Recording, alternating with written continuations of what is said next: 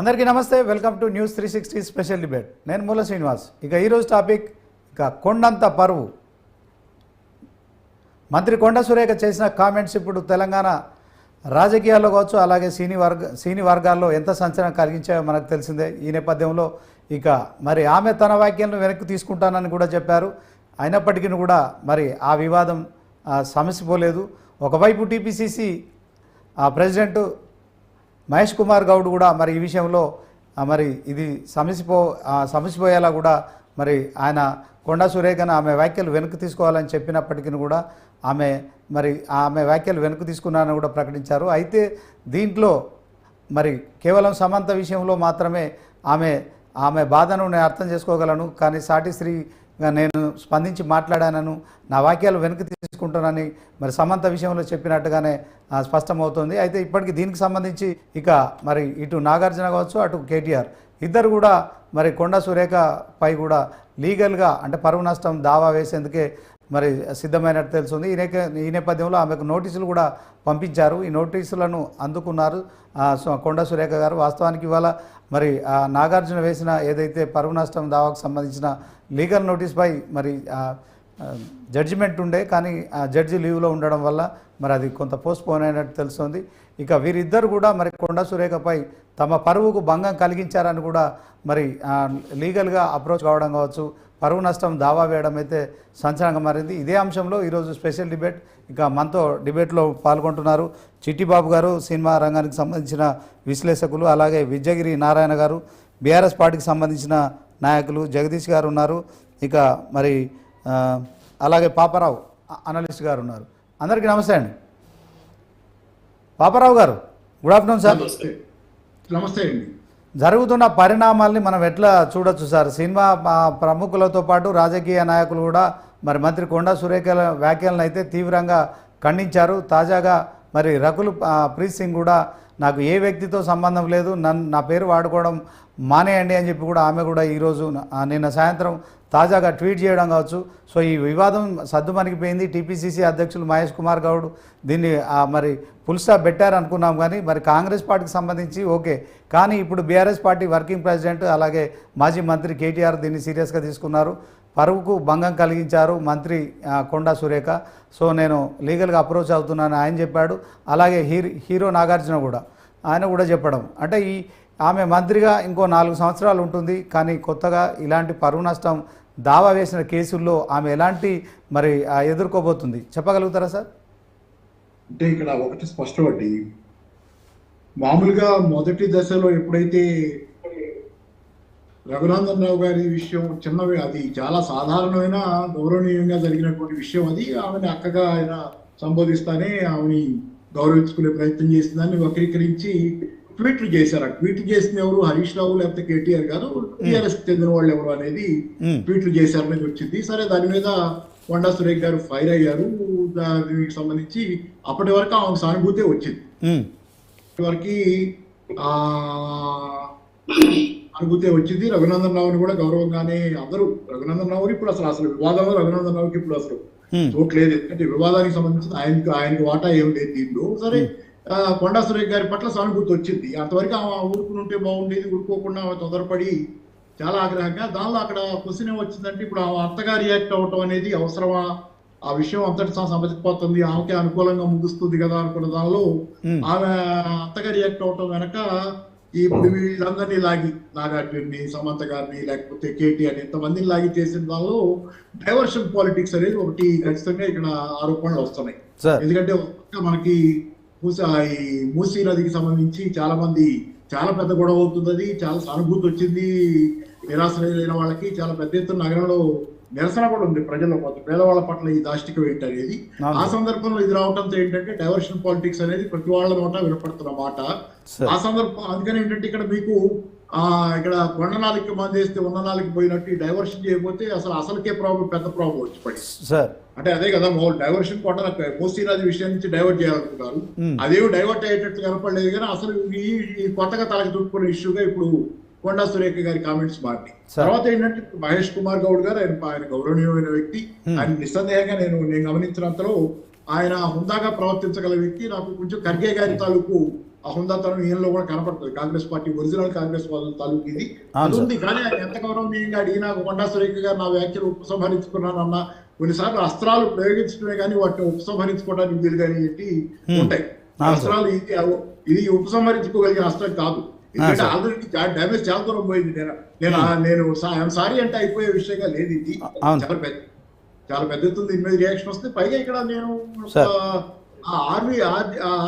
ఆర్జీవీది రాజగోపాల్ వర్మ మీద చూశాను. ఆయన అసలు సమంతకి ఇష్యూస్ సంబంధమే లేదు, ఆమె చాలా గౌరవంగానే మాట్లాడారు ఇష్యూస్ అని చెప్పి ఆయన అంటే ఆ కొండా సురేఖ మాట్లాడిన దాని సారాంశాన్ని అలాగే తీసుకున్నా సమంతను అసలు ఏం అనలేదు అనేది. అది నిజమే కదా, అక్కడ అసలు ఆ ఇష్యూ సమంతను ఏం అన్నా సమంతాన్ని కించపరుస్తే ఇవ్వలేదు దానిలో. ఒకవేళ ఆమె అన్నది అట్లా తీసుకుంటే అంటే అది తప్పు అనేది అసలు అట్లా మాట్లాడకూడదు. అవన్నీ ఆ దుర్మార్గం. సమంతనం ఏం వల్ల ఇంత అన్నది ఎవరిని నాగార్జున ఉంది, లేకపోతే ఇటు పక్కన కేటీఆర్.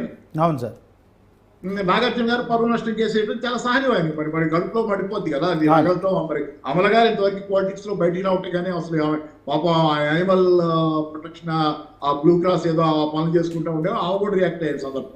ఎంత మందిని వీళ్ళు రగిలించారంటే ఈ రోజు సినిమా యాక్టర్లు మామూలుగా రాజకీయవేత్తలతో తగాదాలు పెట్టుకోరు. ఎందుకు మనకి ఇది అట్లాంటి నాని దగ్గర నుంచి ఎంతెంత మందో సినిమా యాక్టర్లు మొత్తం బయటకు వచ్చి ఈ రోజు మహేష్ బాబు, నాని, ఇంకెంతమంది ఎన్ని పేరు, జూనియర్ ఎన్టీఆర్, ప్రతి వాళ్ళు. ఎందుకంటే ఇది మామూలు ప్రకాష్ రాజ్ యాక్టివే చాలా చాలా చాలా చాలా ఇది ఉపసంహరించుకుంటే వదిలిపెట్టే వ్యవహారం కాదన్న దూరం పోయింది.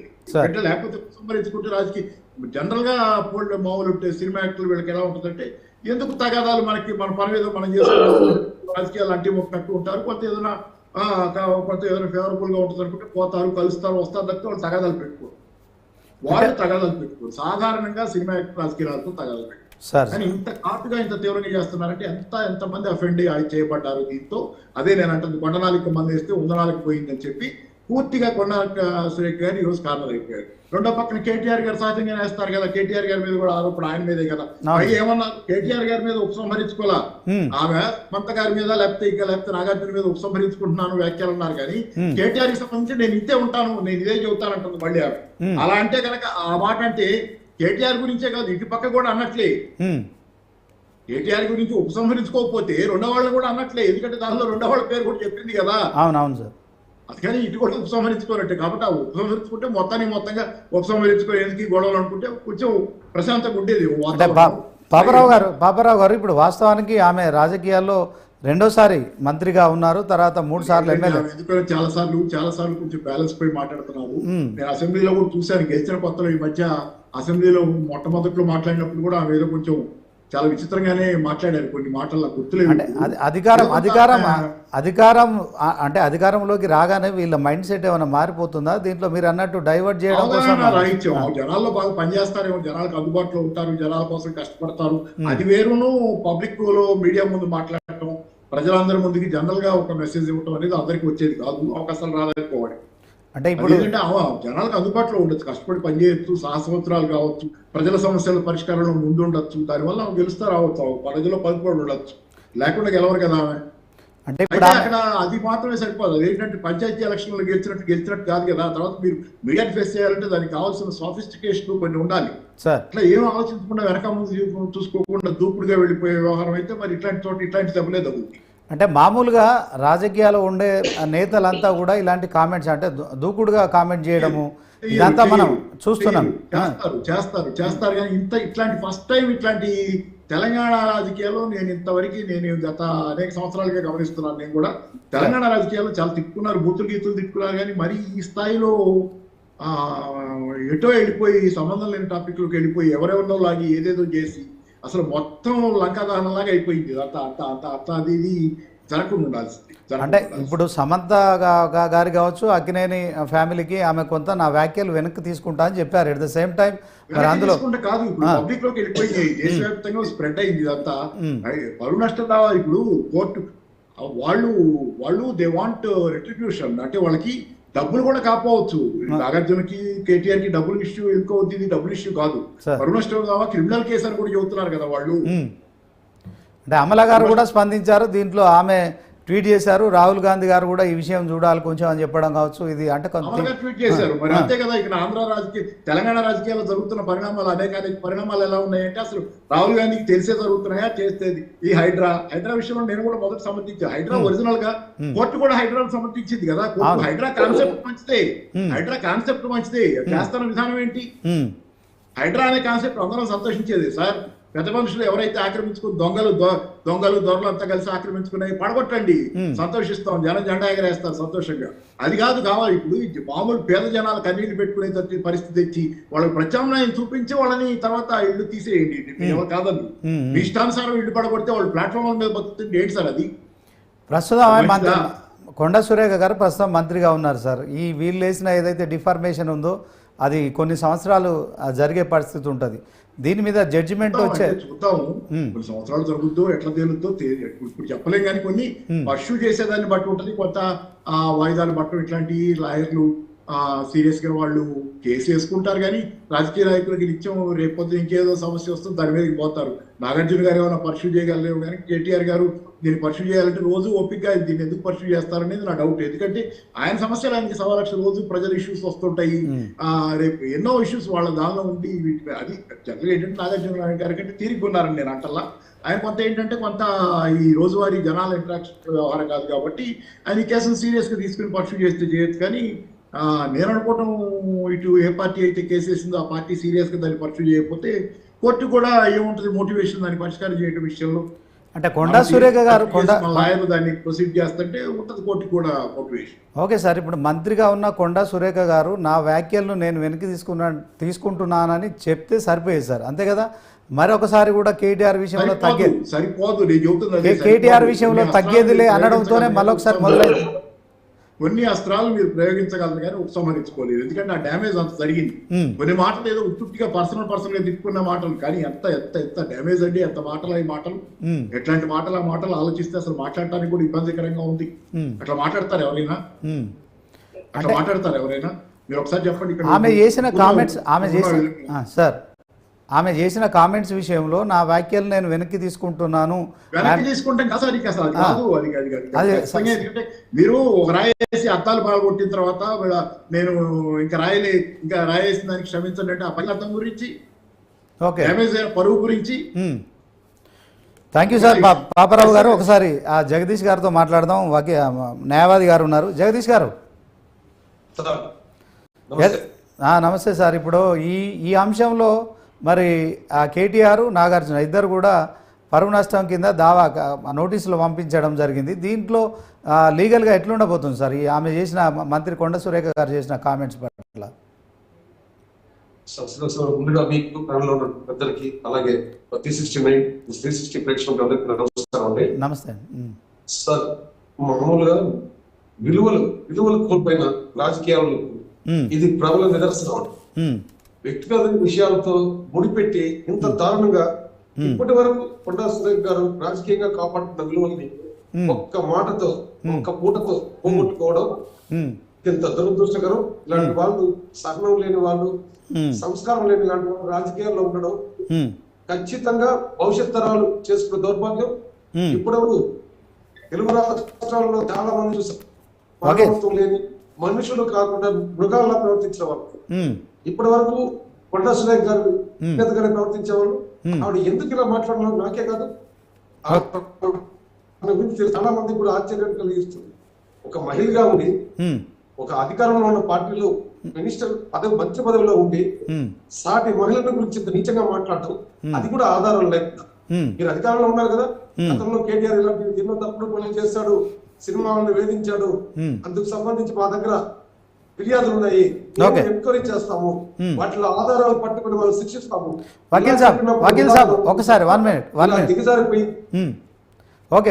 ఇలా దిగజారిపోయి చాలా చాలా పాపారావు గారు ఖచ్చితంగా చట్టపరంగా వకీల్ సాబ్ మీరు ఒక నిమిషం. పాపారావు గారు, రాజకీయాల్లో విమర్శలు ప్రతి విమర్శలు చాలా సహజం. అవి కొంచెం తీవ్ర రూపం దాల్చే పరిస్థితి కూడా ఉంటుంది. ఒకవైపు తెలంగాణ సీఎం రేవంత్ రెడ్డి ప్రజాప్రభుత్వం మాది, ప్రజాపాలన చేస్తున్నాం మేము, మంత్రులంతా క్షేత్రస్థాయిలో అందుబాటులో ఉంటున్నారు, సో దీంట్లో ఆ మంత్రులు ఎప్పుడైనా ఎవరినైనా కలవచ్చు, ప్రజలకు అందుబాటులో ఉండే విధంగా ప్రతిరోజు సచివాలయంకు రావడం కావచ్చు, ప్రజాక్షేత్రంలో ఉండడం కావచ్చు. ఒక 10 నెలలుగా మరి సీఎంగా కూడా ఆయన రెగ్యులర్గా సెక్రటేరియట్కి వస్తున్నారు, మరి మంత్రులకు అందుబాటులో ఉంటున్నారు, అధికారులతో సమీక్ష సమావేశాలు నిర్వహిస్తున్నారు. సో ఒక మహిళా మంత్రి మహిళలకు ప్రతినిధిగా రాష్ట్రంలోని మహిళలందరికీ బతుకమ్మ పండుగ రోజున ఎంగిలిపూల మొదటి రోజున ఇలాంటి కామెంట్ చేయడము మహిళా లోకం కావచ్చు, అట్లాగే మరి ప్రభుత్వానికి సంబంధించినంత వరకు ఏదైనా ఇబ్బంది పడే పరిస్థితి ఉంటుందంటారా? ఖచ్చితంగా ఉంటుంది. ఇది అందరికీ ఇది, ఎందుకంటే సమాజంలో మామూలుగా ఇట్లాంటి విషయాలు పెద్ద జనాల సమస్యలు కానీ ఇది జనాల సమస్య కాదు అసలు యాక్చువల్ గా. ఇది రేకి కానీ దీన్ని జనం పట్టించుకుంటారు. ఇది జనాల సమస్య కాదు, యాక్చువల్ జనాలందరికీ సంబంధించిన సమస్య కాదు. రాజకీయ వర్గాలు, సినిమా వర్గాలు, పై వర్గాల మధ్య జరిగినటువంటి ఒక వివాదం. అయితే వాళ్ళ పక్కన కొండా సురేఖ్ గారిది ఖచ్చితంగా చాలా పెద్ద తప్పు, నేరం అది కూడా. అయితే ఏంటంటే దీన్ని జనాలు పట్టించుకుంటారు, కానీ దీన్ని పట్టించుకుంటారు ఎందుకంటే ఇంత స్థాయి అవమానం చేసినప్పుడు జనాలకు కూడా ఆగ్రహం వస్తుంది, సహజం. ఎందుకంటే మామూలు చిన్న విషయాల్లో వాళ్ళు కొట్లాడుకుంటే ఇవన్నీ మనకెందుకు రాజకీయాలు కూడదని పక్క నుంచి పోతారు. కానీ ఇట్లాంటి విషయాల్లో ఖచ్చితంగా జనాలు చాలా సీరియస్ గా రియాక్ట్ అవుతారు. జనాల్లో దీని ఎఫెక్ట్ ఉంటుంది, హైడ్రా ఎఫెక్ట్ కూడా ఉంటుంది. హైడ్రా అంటే హైడ్రా అనుకోలేదు, మూసి కూల్చివేతల ఎఫెక్ట్ కూడా మర్చిపోరు జనం. ఎందుకంటే వీళ్ళు అనుకుంటున్నారు మర్చిపోతారు. నిత్య జీవితంలో సమస్యలు ఎదుర్కొంటున్న సామాన్యులు ఇప్పుడు నెగటివ్ గానే ఉంటుంది ఖచ్చితంగా. మీరు అన్నట్టు సెక్రటేరియట్ లో అందుబాటులో ఉంటున్నారు అదే చెబుతున్నారు, కానీ పనులు ఏమవుతున్నాయి సార్? ఏం జరిగినాయి పనులు? మీకు జరిగింది ఫ్రీ ఉచిత బస్సు ప్రయాణం తప్పితే పెన్షన్, ఆసరా పెన్షన్ వస్తుందా 4,000, చాలా మందికి 2,000 రావట్ల పాత పెన్షన్. అలాగే రైతు బంధు ఆగిపోయింది, రైతు భరోసా అవ్వాలా, అసలు రైతు భరోసా అవ్వాలా, రైతు బంధే ఆగిపోతుంది పూర్తిగా. అసలు దానికి అది ఇంకా కమిటీలు అని చెప్పి చర్చలు చేస్తున్నారు. తాత్సారం జరుగుతుంది, ఏం జరుగుతుందో తెలియటంలో ఎప్పుడు వస్తుందో తెలియదు. అలాగే మీకు రుణమాఫీ సరిగ్గా పూర్తిగా జరగల. వీళ్ళంతా సెక్రటేరియట్కి వచ్చి ఉపయోగం ఉంది. కేసీఆర్ ఫామ్ హౌస్ లో పండుకొని ఎందుకంటే బాగా చేయలేదా? కేసీఆర్ ఫామ్ హౌస్ లోనే పండుకున్నాడు అనుకోండి వాళ్ళు అన్నట్లు వాళ్ళ విమర్శ అనుకోండి. తెలంగాణ అప్పుడే బాగుంది కదా ఈ విషయాల్లో, సంక్షేమం విషయంలో. ఏ సంక్షేమం అయితే 6 గ్యారంటీలు వాగ్దానం చేశారో తెలంగాణ అప్పుడే బాగుంది కదా. కేసీఆర్ కి 1000 తప్పులు ఉండొచ్చు, కేసీఆర్ దగ్గర 1000 తప్పులు ఉండొచ్చు, కానీ వీళ్ళ దగ్గర 1,00,000 తప్పులు అసలు మంచే లేదు కదా. కేసీఆర్ దగ్గర 1000 తప్పులు ఉంటే ఒక 500 అయినా మంచి పనులు చేశాడు అనేది ఉంది, బ్యాలెన్స్ చేసుకుంటే అటు ఇటు కాటా వేస్తే. ఇక్కడ ఏం కనపడుతుంది మీకు? నిత్యం వివాదాలు, నిత్యం తగాదాలు, జనంలో అసంతృప్తి. జనం ఈ రోజు నేను రాసిస్తాను సార్ కాగితం మీద, బాండ్ కాగితం మీద నేను చెప్తున్నాను కదా, నేను మొదటి నుంచి కూడా ఇదే చెబుతున్నా. పెనం నుంచి పొయ్యిలో పడతారు. కేసీఆర్ పోతే గనక తెలంగాణలో టీఆర్ఎస్ ఓడిపోతే పెనం నుంచి పొయ్యిలో పడతారు జనం. దాని ఇబ్బందులు దానికి ఉన్నాయి, కానీ దాని అంతకంటే దరిద్రం అయిపోతుంది పరిస్థితి. అంటే పాపారావు గారు అందుకని ఏంటంటే నేను చెప్పేది ఒకటి, ఇప్పుడు ఎలక్షన్ జరిగితే కాంగ్రెస్ పార్టీకి డబుల్ డిజిట్స్ కూడా వస్తాయని నేను. Okay sir. అయితే వాస్తవానికి మరి కాంగ్రెస్ ప్రభుత్వం దేశంలో ఎక్కడ అమలు చేయలేని రైతు రుణమాఫీని ఒకటి అమలు చేసి ఇప్పటికే 18,000 కోట్లు ఆల్రెడీ ఇచ్చేసారు. వాళ్ళే చెబుతున్నారు ఇంకా 9,000 కోట్ల రూపాయలు ఉంటే తప్పితే పూర్తి కాదనేది. ఇంకా ఇప్పటికి నిర్ధారణ ఇంకా అది ఎన్నో లక్షల మంది వాళ్ళ అసంతృప్తి అలాగే ఉండిపోయింది. దానిపైన సర్వే నడుస్తుంది సార్, అది కూడా చేస్తామని చెప్తున్నారు కదా ప్రభుత్వం. సర్వే ఏముంది? సర్వే అంటే కాలక్షేపం, కమిటీలు వేసి పెట్టి. అంటే మొత్తానికి కాంగ్రెస్ ప్రభుత్వం ప్రజల్లో అసంతృప్తి ఉందని చెప్తారు. 100% రాసిస్తాను నేను ఇక్కడ కాగితం మీద.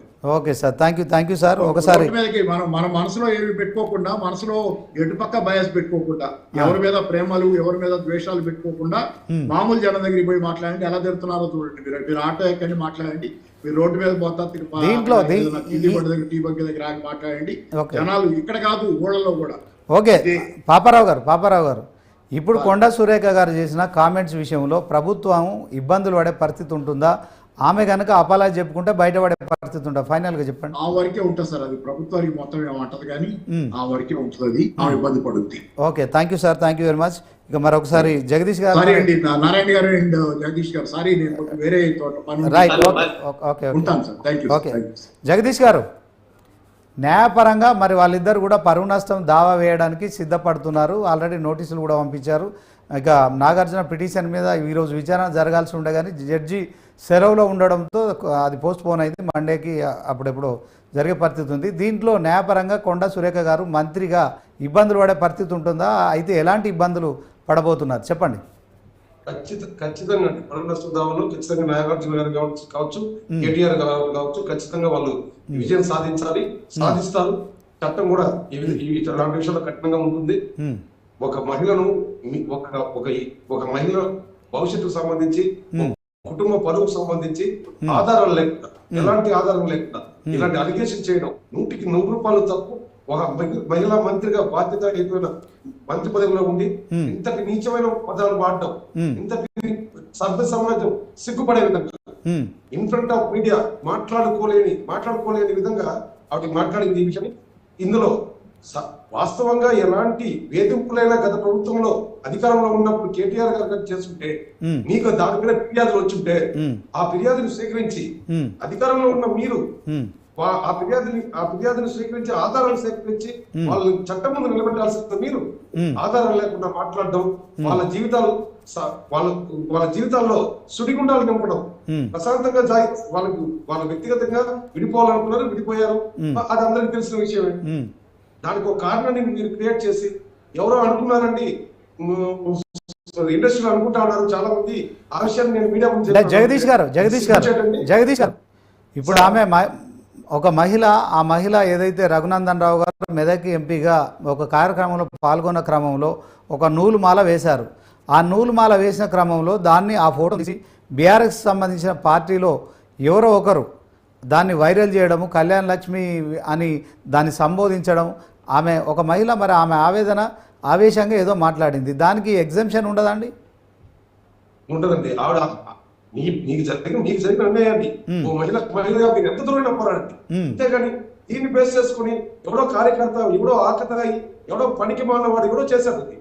కేటీఆర్ చేయలేదు కదా, ఒకరికి కేటీఆర్ చేసుకుంటచ్చు, కేటీఆర్ కూడా దిగజారి వ్యాపారం చేశారు అనుకోండి, నిరూపించండి. అంతేగాని ఆధారమైన విషయాన్ని అనకూడదు అంటున్నా. నేను కొండా సురేఖ గారికి ఆవిడ్ని ఎవరైనా ఈ మాట అన్నా కానీ ఆవిడ పైన ఇలాంటి పోస్టులు పెట్టడం కానీ ఖచ్చితంగా తప్పే. వాళ్ళు చేసిన తప్పు మీరు చేయడం తప్పు కదా. ఈ తప్పుకు ఆమె క్షమాపణ కోరితే ఆమెకి ఎగ్జంప్షన్ ఉంటుందా ఉండదా చట్టపరంగా చెప్పండి? చట్టపరంగా కూడా అవకాశం తక్కువ అండి. ఖచ్చితంగా జరగాల్సిన తప్పు జరిగిపోయింది, జరగాల్సిన డ్యామేజ్ జరిగిపోయింది. ఖచ్చితంగా ఆవిడ శిక్షానుభవాలు, ఆమె పరువు నష్టం దావాన్ని ఎదుర్కోవాల్సి ఉంటుంది. ఆవిడ కాంపన్సేట్ చేయాల్సిన అవసరం ఉంది. భవిష్యత్తులో ఇలాంటి వాళ్ళు మళ్ళీ నోరు జారకుండా. ఏమంటే ఇప్పుడు ఈ రోజు నేను పున్పాదలోనో తాగిన మత్తులోనో ఒక మాట అనేసి వాళ్ళ జీవితాలు నాశనం, ఇప్పుడు ఒక అనుమానాన్ని రేకెత్తించారు కదా. ఇప్పుడు ఏడు విషయాన్ని సమాజంలో వదిలేశారు కదా, అదే నిజమైంది. అది కేటీఆర్ ఆ తప్పు చేసింది, నాగార్జున ఫ్యామిలీ ఆ తప్పు చేస్తుంటే దానికి ఆధారం ఉంటే వాళ్ళు అవ్వడానికి అర్హులు. వాళ్ళు ఈ అవమానం పడ్డానికి వాళ్ళు అర్హులు. అలా లేకుండా ఆధారాలు లేకుండా మాట్లాడడం తప్పు కదా.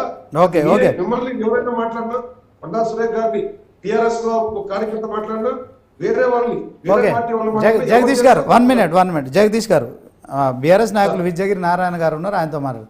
నారాయణ గారు ఏంటి సార్, ఇప్పుడు ఒక ఎంపీ, బీజేపీ పార్టీకి సంబంధించిన ఎంపీ, మెదక్ జిల్లా ఇన్ఛార్జి మంత్రి కొండా సురేఖ గారు ఒక కార్యక్రమంలో, ఒక సందర్భంలో మరొక నూలుమాల వేశారు. దాన్ని మీరు ఫోటో పెట్టేసి కళ్యాణ్ లక్ష్మి అని చెప్పి ఒక మహిళా మంత్రిని అవమానించడం ఎంతవరకు కరెక్ట్ అంటారు?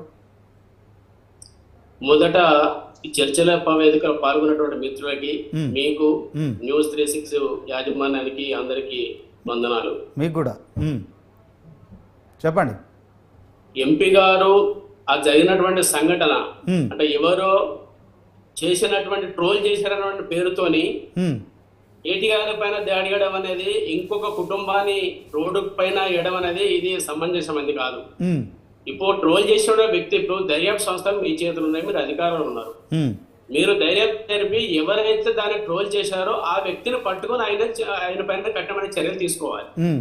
దాన్ని ఎవరు కూడా వ్యతిరేకించారు. ఆ ట్రోల్ చేసిన వ్యక్తి డీపీలో కేటీఆర్ బొమ్మ ఉన్నా, కేసీఆర్ బొమ్మ ఉన్నా, ఉదాహరణకు నేను రేవంత్ రెడ్డి గారి బొమ్మ పెట్టుకొని డీపీలో పెట్టుకొని అనేక ఆరోపణలు చేస్తా, దానికి బాధ్యుడు నేను అవుతారా, రేవంత్ రెడ్డి గారు అవుతారా? అంటే ఒక చిన్న సంఘటన తీసుకొని రేవంత్ రెడ్డి గారు ప్రోత్సాహంతో, అంటే రేవంత్ రెడ్డి గారే కొండ సురేఖ గారితో మాట్లాడించారని చెప్పి మేము ప్రజలంతా భావిస్తున్నారు. ఎందుకంటే తెలంగాణ ప్రభుత్వము అంతా డైవర్షన్ పాలిటిక్స్ వైపు వెళ్తుంది. గతంలో ఇచ్చినటువంటి ప్రజలకు ఇచ్చినటువంటి హామీలన్నీ అమలు చేయకుండా వస్తున్నటువంటి వ్యతిరేకతని కప్పపూచుకోవడం కోసం హైడ్రా తీసుకొచ్చారు. హైడ్రాలో పేదల ఇల్లు కూల్చడం వల్ల దానిలో వచ్చిన వ్యతిరేకతను మార్చడం కోసమే, డైవర్ట్ చేయడం కోసమే ఇవాళ సమంత పైన వివాదం చేశారు. ఇవాళ ఇది కూడా పెద్ద వివాదంగా మారింది. అంటే కేవలం వీళ్ళు పని కట్టుకోవాలి, అంటే ఉన్నటువంటి అసలైన పని ప్రజలకు ఇచ్చేటువంటి హామీలను అమలు చేయకుండా అనేక ఇట్లాంటి కార్యక్రమాలు పాల్గొంటే సరైనది కాదు. ఇవాళ రఘునందన్ గారు ఎంపీ గారు ఆ జరిగినటువంటి ఆనాటి కార్యక్రమం సంబంధించినది అది ఎవరైనా కానీ అది హర్షించారు. అది మామూలు జరిగినటువంటి విషయం. అది అంతటితోనూ హరీష్ రావు గారు స్పందించారు. హరీష్ రావు స్పందించి జరిగిన పొరపాటు చింతిస్తున్నారని చెప్పారు. ఇంకేముంది, వదులుకుంటూ అయిపోయింది కదా. మరి కేటీఆర్ పైన ఉన్నటువంటి కసితోని ఇంకొక కుటుంబాన్ని రోడ్డున పడేయడం అనేది నాగార్జున గారి కుటుంబం పైన, నాగార్జున కొడుకు పైన, సమంత పైన, రఘుల్ ప్రీత్ పైన వీళ్ళందరినీ కూడా వాళ్ళ వ్యక్తిగత స్వేచ్ఛ భంగం కలిగించామనేది ఇది సరైనది కాదు. ఖచ్చితంగా తెలంగాణ ప్రభుత్వం ఇప్పటికైనా కొండ సురేఖను మంత్రి పదవి నుండి బర్తరఫ్ చేయాలి. ఎందుకంటే అంటున్నానంటే గతంలో రాహుల్ గాంధీ గారు మోడీ గారిని పట్టుకొని ఒక మాట అన్నారు. ఒక మాట అన్నందుకు మోదీలంతా కుటుంబాంతో ఒకటి అన్నందుకు ఆయన ఎంపీ పదవి నుంచి తొలగించేసి 2 సంవత్సరాలు జైలు పడేంత శిక్ష పడేంత ప్రయత్నం చేశారు. ఇవాళ ఎందుకు మీ పార్టీ ఉన్నటువంటి ప్రభుత్వం ఉన్నటువంటి కొండ సురేఖ గారు ఇలా తెలుగు 2 రాష్ట్రాలు ఇబ్బంది పడేటువంటి ఇలా ఒక సమస్య పైన ఇంత ఇండస్ట్రీ సినీ ఇండస్ట్రీ అంతా కూడా బగ్గున లేచిందంటే ఇంతకాలం ఎప్పుడు ఇలాంటి సంఘటన జరిగింది. ఇప్పటికైనా ఆమెను బర్తరఫ్ చేయమని డిమాండ్ చేస్తా ఉన్నాం. అంటే ఇప్పుడు ఆమె మనస్తాపానికి, ఆమె ఆవేదనకు కారణం చెప్పుకుంటూ ఆమె మాట్లాడింది. ఎట్ ద సేమ్ టైం నా వ్యాఖ్యలను నేను వెనక్కి తీసుకుంటున్నానని కూడా చెప్పారు. సో దీంట్లో మరొకసారి కేటీఆర్ మరి పరువు నష్టం కింద దావా వేయడం కావచ్చు, అంటే కేసు వేయడం, దీన్ని ఎంతవరకు కరెక్ట్ అంటారు? ఆమె చెప్పింది కదా, ఒక మహిళా మంత్రిగా నేను ఉద్వేగానికి లోనయ్యాను, ఆవేశంలో మాట్లాడాను, ఇక సమంత ఇంక మరొక మహిళ సమంత కూడా బాధపడుతుంది, నా వ్యాఖ్యల్ని వెనక్కి తీసుకుంటున్నా అని చెప్పారు కదా. ఎందుకని మరొకసారి మీరు ఆవేశంలో నేను చంపేసిన సారీ అంటే ఎలా తట్టుకోగలం? ఏ కుటుంబాన్ని ఎలా తట్టుకుంటది? ఒకవేళ కేటీఆర్ గారి పైన మీకు రాజకీయంగా విభేదాలు ఉంటే, ఆయన పైన మీకు అక్కసు ఉంటే మీరు ఆయన పైన రాజకీయంగా దాడి చేయండి. మీరు అంతా ఆయన ఎంత విమర్శించండి, ఆయన టార్గెట్ చేసుకోండి. ఎందుకు నారాయణ గారు అసలు కేటీఆర్ గారికి కొండా సురేఖ గారికి ఎందుకు అంత వారి మధ్య ఈమె ఇంతకు ముందు బీఆర్ఎస్ పార్టీలోనే ఉన్నారు కదా, ఎమ్మెల్యేగా కూడా చేశారు కదా, ఎందుకు వారిద్దరి మధ్య? కొండ సురేఖ గారు కేటీఆర్ గారండి, కేటీఆర్ కాదండి. దీని వెనకాల సూత్రధారి రేవంత్ రెడ్డి గారే.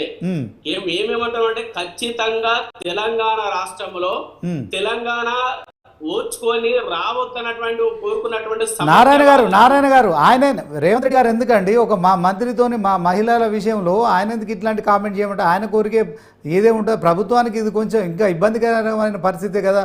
ఈ విషయంలో టీపీసీసీ ప్రెసిడెంట్ మహేష్ కుమార్ గౌడ్ కూడా ముందుకొచ్చి చెప్పాడు కదా, ఈ వివాదం సద్దుమణిగిపోవాలి, పార్టీలో దీని పట్ల ఎవరు మాట్లాడాలి, వాళ్ళు దిద్దుబాటు చర్యలు చేపట్టారు కదా.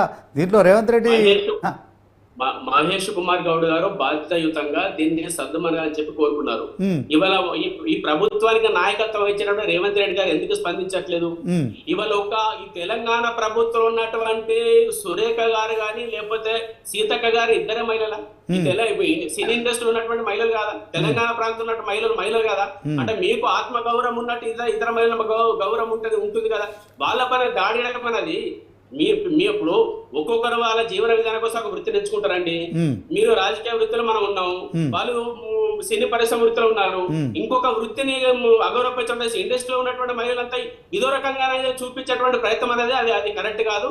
ఇప్పటికైనా వాస్తవంగా రేవంత్ రెడ్డి గారు చిత్తశుద్ధిగా అనుకుంటే ఆమెను వెంటనే బహిష్కరణ చేయాలి. భలే ఉన్నారు మీరు నారాయణ గారు. రేవంత్ రెడ్డి గారికి ఏం సంబంధం అండి? ఆమె ఒక మహిళా మంత్రిగా ఆమె ఆవేదనతో మాట్లాడింది, అప్పుడున్న పొజిషన్లో ఆమె మాట్లాడింది, దానికి ముఖ్యమంత్రి గారికి మీరు ఎట్లా ముడిపెడతారు? ముఖ్యమంత్రి గారు ముడిపెట్టడం అంటే సార్, ముఖ్యమంత్రి గారు తెలంగాణ రాష్ట్రంలో ప్రజలకు ఇచ్చినటువంటి హామీలు అమలు చేయకుండా వస్తున్నటువంటి వ్యతిరేకతను కప్పిపుచ్చుకోవడం కోసం ఈ ప్రయత్నాలు జరుగుతున్నాయి. నారాయణ గారు మీరు 10 ఏళ్ళు ప్రభుత్వంలో ఉన్నారు, మీరు అమలు చేయలేని ఎన్నో ఇంకా మీరు ఇచ్చిన హామీలు ఉన్న పెండింగ్లో డబుల్ బెడ్రూమ్లు కావచ్చు, దళితులకు 3 ఎకరాలు కావచ్చు, ఇంకా దళిత ముఖ్యమంత్రిని చేస్తానన్న అంశం కావచ్చు, మరి నిరుద్యోగులకు కూడా మీరు కూడా పింఛన్ లాంటిది ఇస్తున్నారు. ఇవన్నీ మీరు కూడా చేయలేకపోయారు. ఎందుకంటే ప్రభుత్వం ఎలక్షన్లలో చెప్పిన ఏదైతే మేనిఫెస్టోలో పొందుపరిచిన అంశాలు ఎక్కడ కూడా అమలు చేయడం సాధ్యం కాదు. అయినప్పటికీ కాంగ్రెస్ ప్రభుత్వం ఇప్పుడు ఏర్పడి మరి 10వ నెల, ఇప్పుడు 10వ నెల నడుస్తోంది. అప్పటికి కూడా మరి 6 గ్యారెంటీలు 5 గ్యారెంటీలు అమలు చేశారు. దేశంలో ఎక్కడ లేని విధంగా మరి 6 గ్యారంటీలలో ముఖ్యమైనది రైతు రుణమాఫీ చేశారు. మీరు ₹1,00,000 రుణమాఫీకి 25,000 25,000 అని చెప్పి 4-5 ఏళ్ళు చేశారు. మరి మీరు చేసిన ₹1,00,000 రుణమాఫీ విషయంలో వడ్డీలు పెరిగి మీరు చేసిన మాఫీ రైతులకు అందుబాటులోకి రాలేదు. సో రాజకీయంగా మాటలు వేరుంటుంది, ప్రభుత్వంలోకి వచ్చిన తర్వాత అమలు చేయడం కొంచెం కష్టంగా ఉంటుంది. మీరు 7 లక్షల కోట్ల అప్పులు చేసి మరి రాష్ట్రాన్ని అప్పుల కుప్పగా మార్చారు. ఇలాంటి సందర్భంలో మరి ఈ రాష్ట్రం మిగులు బడ్జెట్తో ఉండే, కానీ ఇప్పుడు అప్పులకే మరి ఆదాయం సరిపోతుంది, వాటి వడ్డీలకే. సో దీంట్లో మీరు కాంగ్రెస్ పార్టీని విమర్శించే నైతిక హక్కు ఉందని మీరు అనుకుంటున్నారా? గతంలో వాళ్ళు కేసీఆర్ గారు ఒక్క డబుల్ బెడ్రూమ్ ఇల్లు కూడా కట్టాలని చెప్పిండ్రు. ఇవాళ అక్కడ ఉన్నటువంటి మూసినది పక్కన ఉన్న పేదలను షిఫ్ట్ చేయడం కోసం 14,000 డబుల్ బెడ్ ఇళ్లలో షిఫ్ట్ చేస్తామని చెప్తున్నారు. ఎక్కడి నుంచి వచ్చాయి? ఈయన కట్టలే కదా. 5 పథకాలు అమలు చేసామని చెప్తున్నారు, ఒక్క పథకం కూడా సరిగా అమలు కాలేదు. రైతుల రుణమాఫీ అనేది 2 లక్షల వరకు రుణమాఫీ జరగలేదు. 2 లక్షల పైన ఉన్నటువంటి అమౌంట్ కట్టిన వాళ్ళకి ఇస్తామని చెప్పారు. మీరు కట్టండి, మేము తెల్లారి ఇస్తామని సీఎం గారు చెప్తారు. మీరు ఇప్పుడే కట్టకండి, మేము మార్గదర్శనం ఇచ్చినంత కట్టండి అని చెప్పి వ్యవసాయ శాఖ మంత్రి చెప్తారు. ఇప్పటికి 40% మంది రైతులకి రుణమాఫీ జరిగింది. ఇక పైగా వాళ్ళు ఇచ్చినటువంటి 6 గ్యారంటీలలో ప్రతి ఏటా రైతులకు ఎకరానికి 15 ఇస్తామని రైతు భరోసా ఇస్తామన్నారు, ఇవ్వలే. వ్యవసాయ కులకు 12 ఇస్తామన్నారు, ఇవ్వలేదు. వరి పంట క్వింటాలకు 5,000 బోనస్ అన్నారు, ఇవ్వలేదు. ప్రతి కుటుంబానికి 2,000 యూనిట్లు నామమాత్రంగానే నడుస్తా ఉన్నది. ఇంద్రం ఇళ్ళు అన్నారు సార్, ఇల్లు లేని వారికి ఇంటి స్థలంతో పాటు 5 లక్షలు ఇస్తామన్నారు. ఉద్యమకారులకు 250 చదరపు గదులు ఇంటి స్థలం ఇస్తామన్నారు. ఇక్కడ అమలైంది సార్. ప్రతి నెల 2,000 మహిళలకు వృత్తి ఇస్తామన్నారు. ఒక్క మహిళలకు ఉచిత బస్సు అనేది దాంట్లో సగం బస్సు తగ్గించి ఉన్న బస్సులలో డీజిల్ కొట్టి నడిపిస్తున్నారు. విద్యార్థులకు 5 లక్షల భరోసా అన్నారు. ప్రతి మండలానికి ఇంటర్నేషనల్ స్కూల్ అన్నారు. ప్రతి నెల 4,000 పింఛన్ అన్నారు. ఇక్కడ మరేంటి సార్ ఏదమ్మ జరిగింది? ఓకే నారాయణ గారు మీరు చెప్తున్నారు, ఓకే మీరు చెప్తున్నారు, ఓకే ఓకే వాళ్ళకి సంబంధించిన 6 గ్యారంటీలో 13 పథకాల విషయం మీరు చెప్తున్నారు. వాళ్ళు ఇంకా ఇప్పుడు వాళ్ళ అధికారంలోకి వచ్చి కేవలం 10 నెలలు అయింది. దాంట్లో 2-3 నెలలు ఎలక్షన్ కోసం మరి లోక్సభ ఎన్నికల కోసం పోయింది. మీరు 10 ఏళ్ళ నుండి కూడా చేయని కార్యక్రమాల గురించి ఏం చెప్తారు? దళితులకు 3 ఎకరాలు అవి, డబుల్ బెడ్రూమ్లు, ఏడాదికి 1,00,000 డబుల్ బెడ్రూమ్లు ఇస్తా అన్నారు. సో నిరుద్యోగ యువతకు పింఛన్ ఇస్తా అన్నారు. మీరు కూడా చాలా పథకాలను విస్మరించారు కదా, అమలు చేయలేకపోయారు కదా. ఎట్ ద సేమ్ టైము మరి 10 నెలల ప్రభుత్వాన్ని మీరు ఇప్పుడు ఎలా ప్రశ్నిస్తారు? అదే క్రమంలో మరి కేటీఆర్ విషయంలో ఇప్పుడు కొండా సురేఖ చేస్తున్న అంశాన్ని మీరు తీసుకుంటున్నారు, అందరు తీసుకున్నారు. దీంట్లో హరీష్ రావు గారు చెప్పినట్టు కేటీఆర్ తాను కూడా మరి ఎందుకంటే తెలంగాణ రాష్ట్రంలో మరి 50% మహిళలు 50% పురుషులు ఉంటారు. ఆమె ఒక మహిళా మంత్రిగా మహిళను తనను కించపరిచారు, సోషల్ మీడియాలో వైరల్ చేస్తున్నారు, తనను ఇబ్బంది పెడుతున్నారు, ఆవేదన కలిగింది, నేను ఒక రోజు భోజనం కూడా చేయలేదు, సో నిద్రపోలేదు అని చెప్పి ఆమె చేసినప్పుడు కేటీఆర్ దాంట్లో ఒక చిన్న వివరణ ఇస్తే సరిపోయేది కదా, ఈ వివాదం ఇప్పుడు రాకపోను కదా. ఆయనకు సంబంధమైన విషయాలలో బాధ్యత చేయడం ఎట్లా కరెక్ట్ అండి? మీరు ఒకవేళ కేటీఆర్ గారు నారాయణ గారు ఆయనకి ఎందుకు బాధ్యత ఉండదండి? ప్రతి విషయంలో ఆయన స్పందిస్తారు. ట్విట్టర్లో క్షణాల్లో ఏ అంశం పైన కూడా ఆయనకి ఒక నాట్ ఓన్లీ తెలంగాణ కాదు మరి ఓవరాల్గా దేశంలో ఏం జరుగుతున్నా ఆయన స్పందిస్తూ ఉంటారు. తర్వాత ఆయనకి ఎందుకు బాధ్యత ఉండదు? ఆయన సీఎంకి కాదు ఆయనకు సంబంధం లేదు, ఆయనకు సంబంధం లేదని మీరు అంటున్నారు, ఆయనకు సంబంధం లేదని మీరు అంటున్నారు. ఆయన మాజీ సీఎం కొడుకు, ఆయన ఒక మాజీ మంత్రి, 10 సంవత్సరాలు మంత్రిగా ఉన్నారు. సో పార్టీకి సంబంధించి మరి వర్కింగ్ ప్రెసిడెంట్గా ఉన్నారు. ఒక చెల్లికి అంటే ఎమ్మెల్సీ చెల్లికి కవితకి ఆయన అన్నగా ఉన్నారు. తెలంగాణ ఆడపడుచులందరూ కూడా మరి 10 ఏళ్ళు ఒక అన్నలాగా ఉన్నారు. సో కొండా సురేఖ కూడా గతంలో బీఆర్ఎస్ పార్టీలో ఉండే. సో ఆమె బాధపడినప్పుడు ఆయన వెంటనే చెప్తే ఈ సమస్య బయటకు వచ్చేది కాదు కదా, సమస్య పోయేది కదా. హరీష్ రావు గారు చెప్పారు, కేటీఆర్ చెప్పకపోవడంలో ఆంతర్యం ఏంటి చెప్పండి? కేటీఆర్ గారు ఆయన స్పష్టంగా చెప్పారు, నాకు సంబంధమైన విషయం అంటగడుతున్నారు. మీరు ధైర్యంతో జరపండి, ఎవరైతే వ్యక్తున్నారో వాళ్ళని పసిగట్టి చర్య తీసుకోవడం చెప్తున్నారు. అంటే కేటీఆర్ నాకు సారీ చెప్పలేదు అని చెప్పి దాంతో ఇంకో కుటుంబాన్ని మీరు ఎట్లా బలి చేస్తారండి? మీ సంబంధమైన వ్యక్తుల మహిళల పైన దాడి చేసి వాళ్ళ ఆత్మగౌరవాన్ని ఎట్లా దెబ్బతీసేటటువంటి అధికారం మీకు ఎక్కడ ఉన్నది? మీరు ఒక ఒక ప్రజాస్వామ్యంగా ఏర్పడినటువంటి ప్రభుత్వంలో రాజ్యాంగ పదవి ఉన్నటువంటి వ్యక్తులు ఒక మహిళ ఇంకొక మహిళను కించపరచడం అనేది, వాళ్ళ కుటుంబాలను రోడ్డు పదించడం అనేది ఇది సమంజసం కాదు. ఇప్పటికైనా రేవంత్ రెడ్డి గారు ఆమెను వెంటనే భర్త చేయవాలి. నారాయణ గారు, మీరు చెప్పిన దాంట్లో కొండ సురేఖ వ్యాఖ్యలను మేము సమర్థించడం లేదు. కానీ ఈ వివాదానికి ముందే కేటీఆర్ ఒక చిన్న ట్వీట్ ద్వారా, దాంట్లో ఎవరు చేసిరో తెలియదు కానీ మేము కూడా కనుక్కుంటాం, మీరు కూడా కనుక్కోండి, ఈ వివాదం మహిళల విషయంలో మరి ఇబ్బంది కలిగించే అంశంగా మారబోతుందని చెప్పి ఒక చిన్న ట్వీట్ చేస్తే సరిపోయేది కదా అంటున్నాను. సరే, ఇప్పుడు మీరు తప్పు చెప్పినా మీరు తప్పు చేశారు, మీరు సారీ చెప్పండి అని చెప్పి ఎంటపడం అనేది అది తను చెప్తున్న వర్కింగ్ ప్రెసిడెంట్ గా అది మాకు సంబంధించిన మాట ఇప్పిండవచ్చు. ఆ వ్యక్తులు ఎవరైనా మీరు పట్టుకోండి, మీరు మీరు పరిశీలించండి, నారాయణ గారు, అంటే ఈ ఇష్యూలోనే వీళ్ళిద్దరి మధ్య ఇది ముదిరిందంటారా, ఇంకా వేరే ఏదైనా ఇష్యూ ఉందనుకుంటున్నారా మీరు? వాస్తవానికి చెప్పండి. వేరే విషయాలంటూ కూడా అంటే వీళ్ళందరూ కూడా ఒకప్పుడు సమైక్యవాదులండి, తెలంగాణ వ్యతిరేక శక్తులు.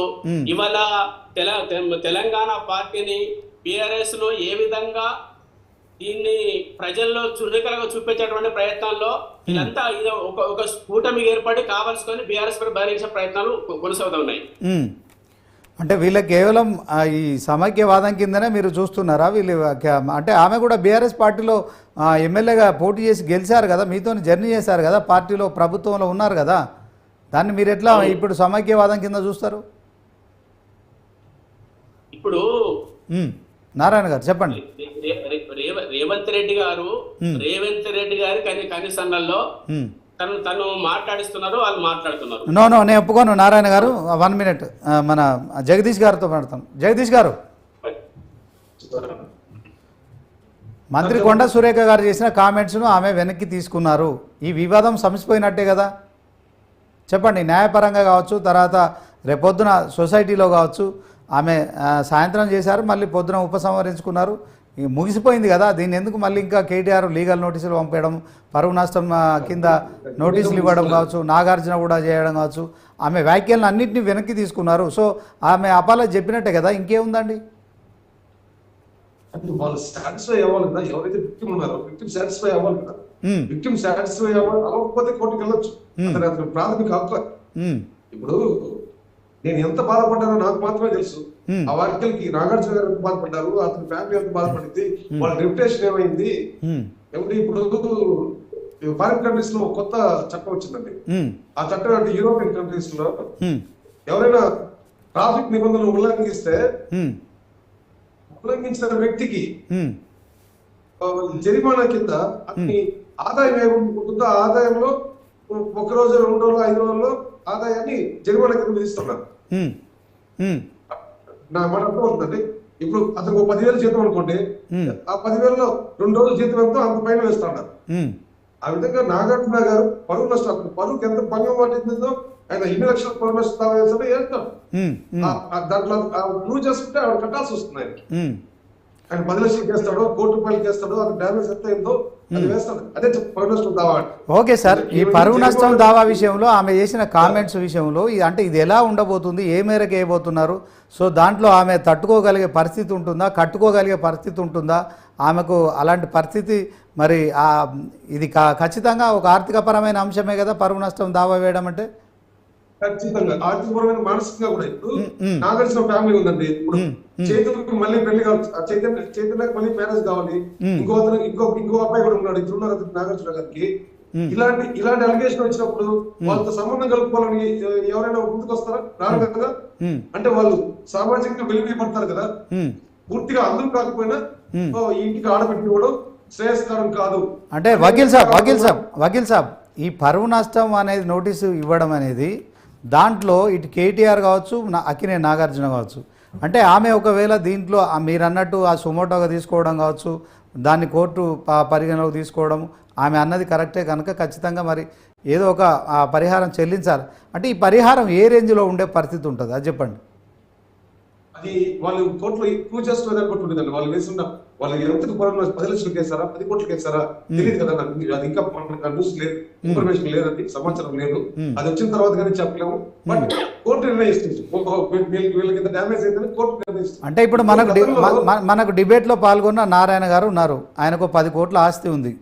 ఆయన కుటుంబం మీద ఎవరో ఒకరు ఇలాంటి అభాండాలు వేశారు. సో నారాయణ ఏ మేరకు ఆయన పరువు నష్టం దావా వేయవచ్చు అవతల వాళ్ళ మీద? ఆయన పరువుకు భంగం కలిగించాడని చేసే దాంట్లో ఎంతవరకు వేయచ్చు? దాన్ని కోర్టు ఎట్లా పరిగణనకు తీసుకుంటుంది చెప్పండి. ఆస్తికి దానికి సంబంధం లేదండి. ఇప్పుడు అది నారాయణ గారికి సామాజికంగా గొప్ప పేరు ప్రతిస్తుంటది. ఆయన సామాజికవేత్త లేకపోతే రాజకీయవేత్తగా ఉంటాడు.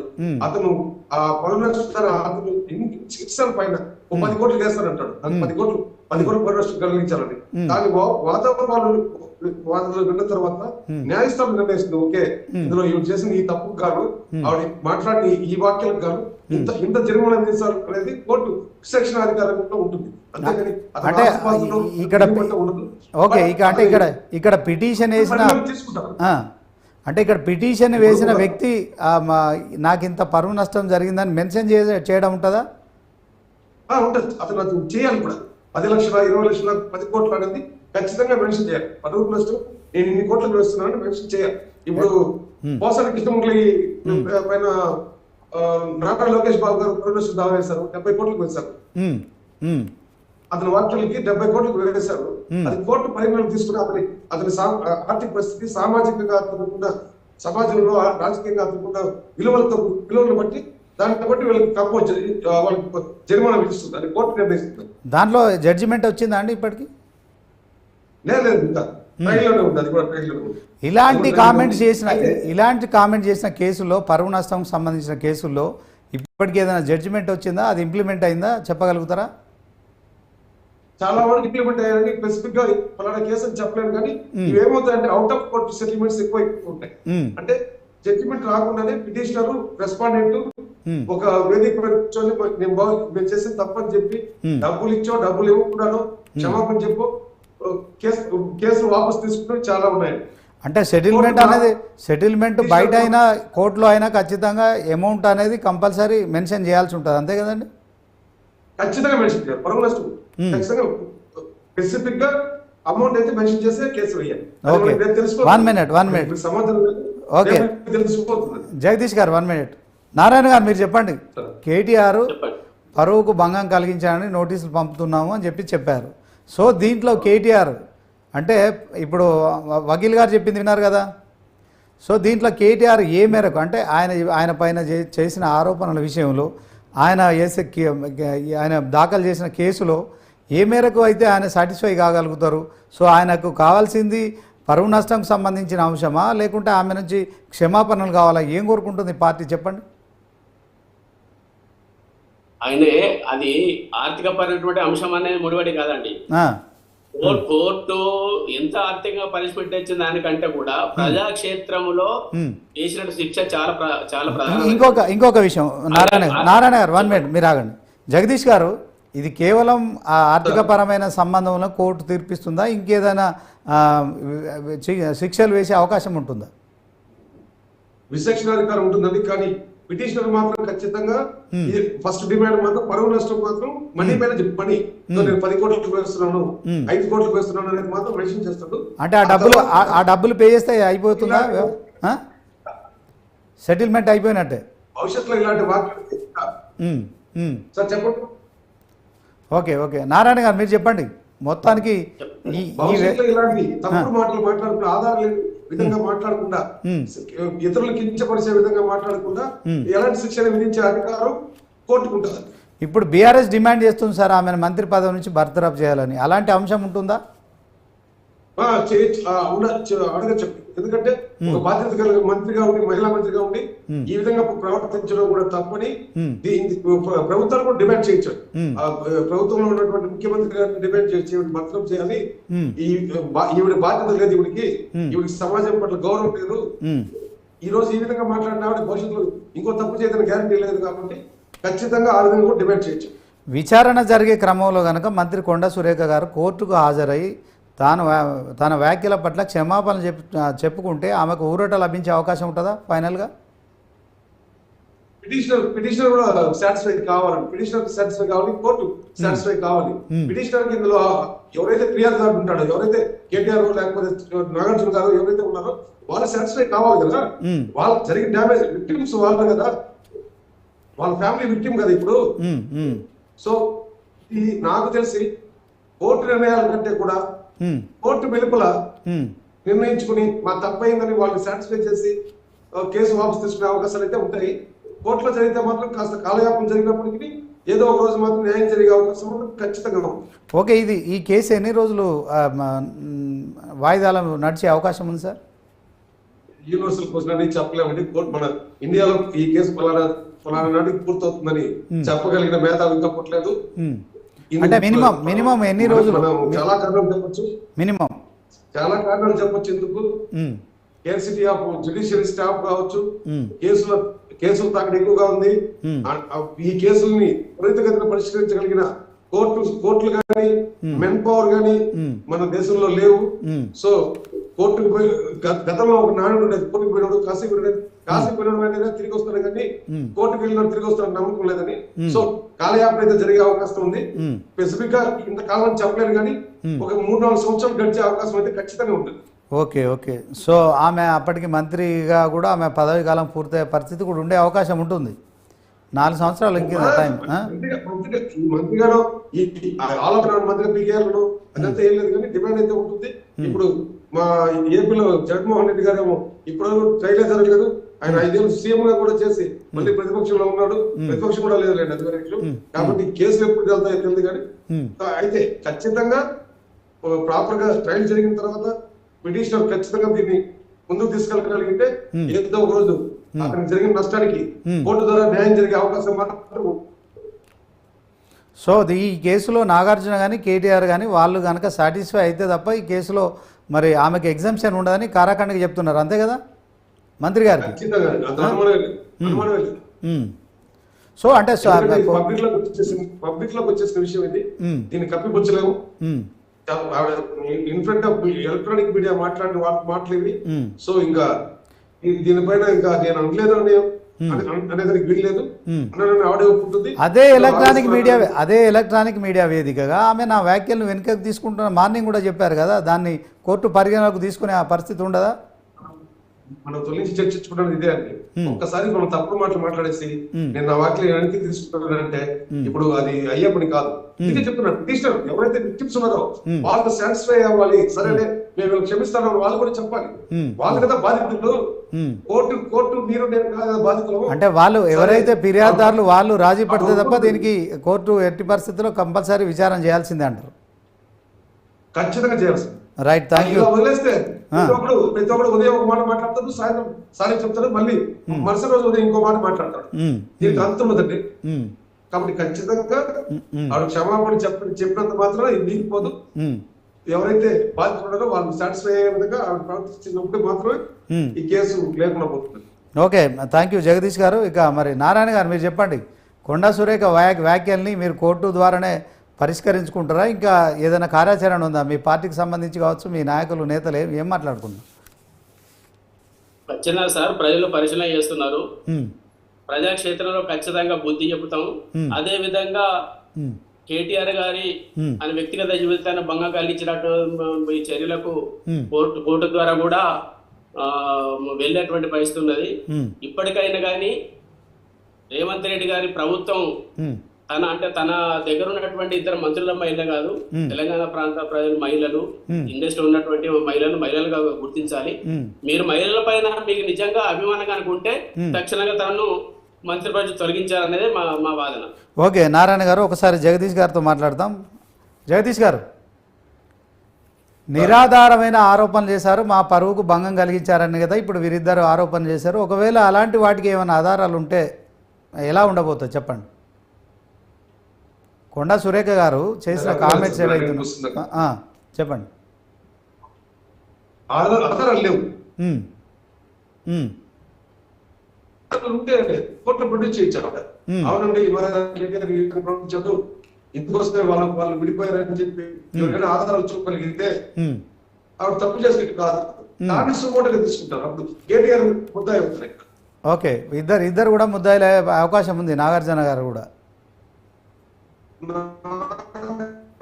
కూడా అందుకే ఆ ఇబ్బంది ఉంటే ఆయన కూడా ముద్దాయి అవుతారు. ఓకే. ఆధారం ఉండాలి, దేనికి ఆధారం ఉండాలి, కోర్టుకి ఆధారం కూడా కావాలి.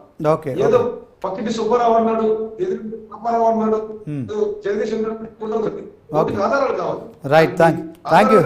కొండా సురేష్ గారు థ్యాంక్ యూ. కలిగితే వాళ్ళు ముద్దాయిలు అవుతారు. ఓకే, థ్యాంక్ యూ జగదీష్ గారు. మొత్తానికి మీ విలువైన సమయాన్ని కేటాయించారు. నారాయణ గారు, మరి ఈ విషయంలో ఖచ్చితంగా పార్టీ ఆమె క్షమాపణలు చెప్పేవారు కావచ్చు, తర్వాత ఆమె మంత్రి పదవి నుంచి బర్తరఫ్ చేసే విధంగా కావచ్చు, కేటీఆర్ పరువు మరి భంగం కలిగింది కనుక దాంట్లో న్యాయం జరిగే వరకు మీరు పోరాటం చేస్తారు, అంతే కదా? ఖచ్చితంగా ఆమెను మంత్రి పదవి తొలగించే వారు కూడా మేము అనేక అవసరం అంటే ఉద్యమాలు కూడా చేస్తాము, కోర్టు ద్వారా కూడా తగిన చర్యలు తీసుకుంటాము. ఖచ్చితంగా రేవంత్ రెడ్డి ఎప్పటికైనా బాధ్యత వహించి తక్షణంగా బర్తరఫ్ చేయాలని మేము డిమాండ్ చేస్తున్నాం. Okay, thank you. మరి పార్టిసిపేట్ చేసినందుకు నారాయణ గారు, తర్వాత పాపారావు గారు అనలిస్ట్ గారు, జగదీష్ గారు న్యాయవాది, ఇక మరి మీ అందరికీ ఈ స్పెషల్ డిబేట్లో పాల్గొన్నందుకు చాలా థ్యాంక్స్. ఇది ఇవాల్టి స్పెషల్ డిబేట్. చూస్తూనే ఉండండి News 360.